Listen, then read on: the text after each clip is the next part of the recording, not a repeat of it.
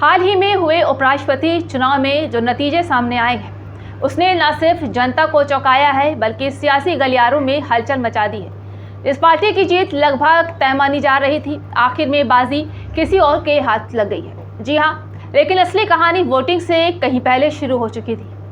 अंदर खाने में कई नेता अपने पुराने वादों और विचारधाराओं को छोड़कर एक अलग राह पर चलते हुए दिखाई दिए। सवाल यह है कि ऐसा क्यों हुआ?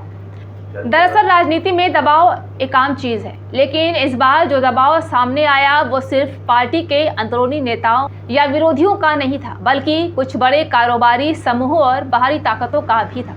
कई नेताओं पर कथित रूप से ऐसे लोगों का दबाव था जो चाहते थे कि परिणाम एक खास दिशा में जाए।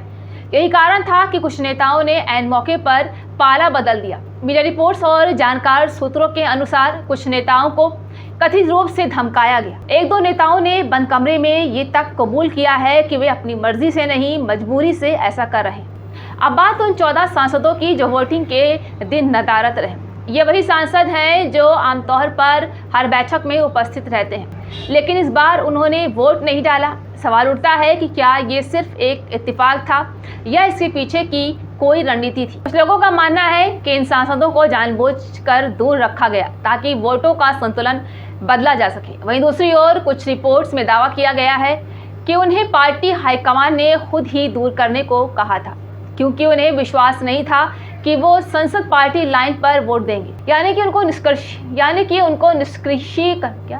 यानी उन्हें निष्क्रिय करके नुकसान से बचने की कोशिश की। इस पूरी कहानी में सबसे दिलचस्प बात ये रही कि नतीजों के बाद पलटे हुए नेता अब मीडिया और जनता के सामने कुछ और ही कहानियां सुना रहे हैं। कोई कह रहा है कि उन्होंने अपने ज़मीर की आवाज़ पर वोट दिया, तो कोई बोल रहा है कि विकास के नाम पर उन्होंने पार्टी लाइन से अलग चलने का फैसला लिया।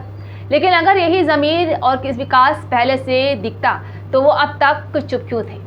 साफ है कि कहीं ना कहीं सब कुछ अचानक नहीं हुआ, बल्कि इसकी स्क्रिप्ट पहले से लिखी जा चुकी थी। जनता अब सवाल पूछ रही है कि क्या लोकतंत्र में नेता वाकई जनता के लिए काम करते हैं या फिर सिर्फ अपने निजी हितों और दबावों के तहत फैसले लेते हैं। ये कहानी सिर्फ एक जीत की नहीं है, बल्कि लोकतंत्र की जड़ों में लगे उस सवाल की है।